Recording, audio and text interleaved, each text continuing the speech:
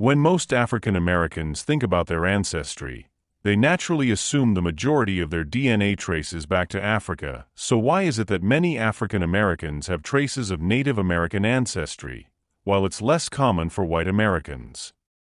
You might have heard about runaway slaves finding refuge with native tribes, or noticed these percentages in your DNA results.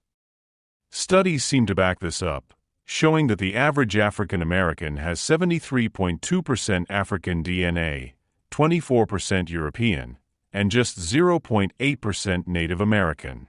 This reinforces the common belief that African Americans are predominantly descendants of enslaved Africans. But what if that narrative is incomplete, or even misleading?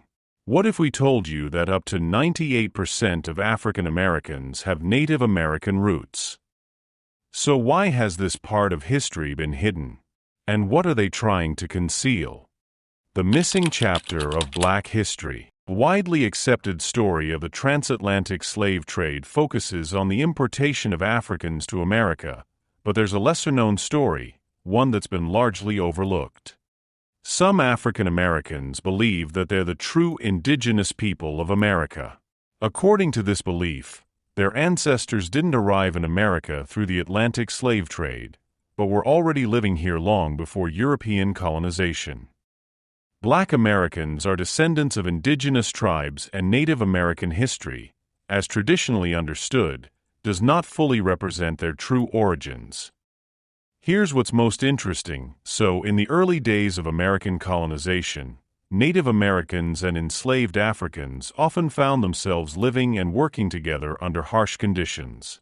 Between the 1600s and mid-1700s, it wasn't uncommon for Native Americans to be enslaved alongside Africans on plantations. A typical plantation might have had a small number of native slaves, sometimes just 2 or 3 among a large population of African slaves.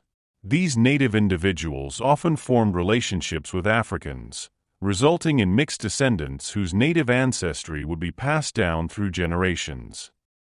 But even before that, tens of millions of native Black Americans, or rather indigenous people, lived in America before Columbus arrived. But by 1492, they seemed to vanish. But where did they all go? Surprisingly, many were shipped to Europe and Africa as slaves. This flips the traditional narrative on its head. Instead of Africans being brought en masse to America, many indigenous people were taken from America to Europe and later labeled as African slaves when they were sent back. Consequently, the native population started to dwindle, and many of the descendants of mixed unions also became part of the African American population. Beyond these plantation connections, some African slaves who managed to escape often sought refuge with Native American tribes. One of the most famous examples is the Seminole tribe in Florida, who offered sanctuary to runaway slaves. In fact, a law passed in 1704 conscripted native slaves to fight in colonial wars. Native tribes were caught in the crosshairs of colonial powers. By the late 1700s, the large-scale enslavement of Native Americans had mostly ended, and enslaved Africans became the dominant workforce. As new African slaves were imported less frequently, the existing population grew and diversified, absorbing the remaining native bloodlines into their communities. And as the native slave trade declined with it, a new dynamic emerged.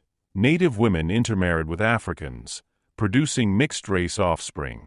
Over time, these individuals' native identities were obscured, and colonial administrations labeled them as colored or black, further erasing their true heritage from the records. Records that originally identified individuals as Native Americans were often altered, labeling them as colored instead.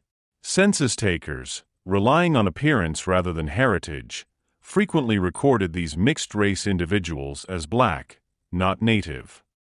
This erasure means that today, many African Americans have significant Native American ancestry, particularly in the Northeast, though society rarely recognizes it. Interestingly, this situation mirrors that of the freedmen of the Cherokee and other tribes, whose mixed-race descendants were recorded on the Dawes Rolls, a government registry of Native Americans in the U.S. Europe's role in indigenous enslavement. There's more to the story. European colonial powers, including the British, French, and Spanish, were heavily involved in exploiting indigenous people as slaves. They were used to build plantations, mine resources, and fuel economic growth across the colonies. Between 1650 and 1730, records from South Carolina show that at least 50,000 indigenous slaves were exported to the Caribbean and Europe, far more than the number of Africans being imported. This massive displacement of indigenous people was part of a larger strategy to depopulate native lands and pave the way for European settlement. And it didn't stop there. Long before the American Revolution, Native Americans found themselves pawns in the European fight for economic power. In the Northeast, the fur trade displaced indigenous communities, while plantation owners in the South armed these displaced natives to capture slaves living in Spanish territories. The English, French, and Spanish all manipulated the Native American slave trade to their advantage, often exchanging freedom for military alliances. The British even formed alliances with tribes like the Chickasaw, who conducted slave raids and sold black Indian slaves to the English. These raids reduced the black Indian population, and by reclassifying them as colored or black, their identities were effectively erased from history. The Indian slave trade stretched across a vast region, from Spanish New Mexico all the way to the Great Lakes. Every tribe was affected, either as captives or as traders. The hidden history of Black Americans' ancestry. Now let's look at something else they didn't teach you in school. As early as 1636, after the Pequot War, where 300 members of the Pequot tribe were massacred, the survivors were sold into slavery and sent to Bermuda. Major slave trading hubs like Boston, Salem, and New Orleans played a key role in this process. From these ports, Native American slaves were shipped to places like Barbados by the English, Martinique and Guadeloupe by the French, and the Antilles by the Dutch.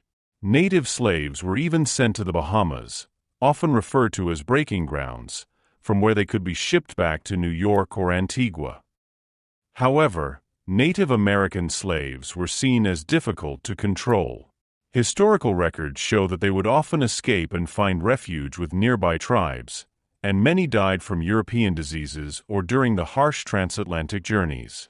In 1676, Barbados even banned Native American slavery, calling it too dangerous and violent. The African roots of native Black Americans. Real question here is, where did these native Black Americans come from? To understand this, we have to look back even further. Now we have two narratives to consider, one by historian Ivan van Sertima and the other by E.R. David Imhotep, another respected historian. Van Sertima's account became one of the most controversial and fascinating works of the 20th century. His book, They Came Before Columbus, made waves in 1976 by challenging traditional views on how history unfolded in the Americas.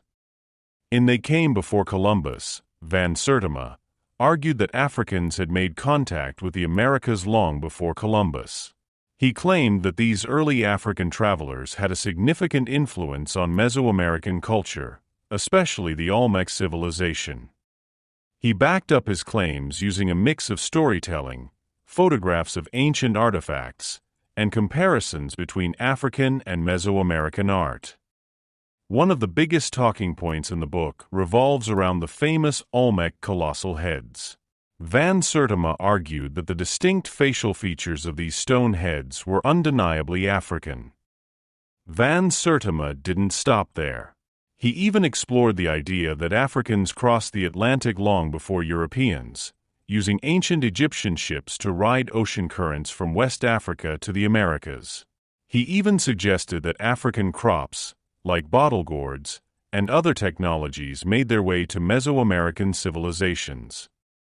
In fact, in 1987, he testified before Congress, opposing the 500th anniversary of Columbus's discovery of the Americas, calling it an insult to Native Americans. He stood firmly behind his belief that history needed to recognize the contributions of Africans to world civilizations. Then there's Dr. Imhotep's perspective that all humans, including Native Americans, trace their roots back to Africa. According to Dr. Imhotep, genetic studies and archaeological findings reveal that Africans were in North and South America long before European contact. He even cites a striking piece of evidence, a photograph from the HMS Challenger expedition showing African explorers in Tierra del Fuego, South America. All of this points to a far more complex identity for Black Americans. They're not just the descendants of African slaves, they're Afro-Indigenous, with deep roots in both Native American and African heritage. Throughout history, Afro-Indigenous peoples have built communities, formed alliances, and fought against oppression together. From abolition movements to cross-cultural ties, they have resisted attempts to divide and conquer.